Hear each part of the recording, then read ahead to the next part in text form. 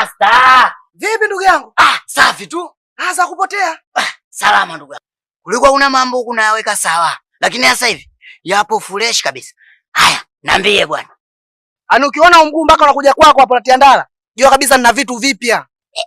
Wewe naye ukosaki maneno wewe. Hivi umezipata hizo habari zinazoendelea hapa mtaani? Hizo habari sizijui wala sijawahi kuzisikia. Habari gani hizo?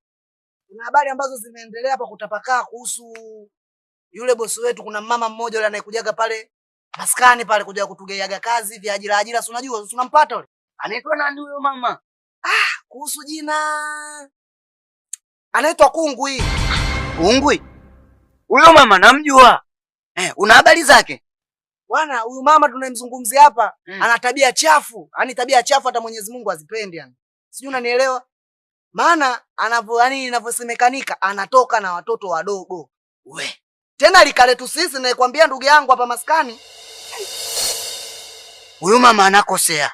Hivi vitu anavyovifanya hivi anakosea kabisa. Kwa sababu ulikuwa unakuja kwangu. Tufike kwanza tukazungumze tukiwa tumetulia. Familia. Nashukuru sana ndugu yangu. Kwa ajili mguu ulikopo na kutafuta wewe na wewe nimeshakuona na nimekupata. Basi acha mimi niendelee na harakati nyingine. Basi sawa master. Dada mchunge mumeo, kujiamini kwako utangusha kilio.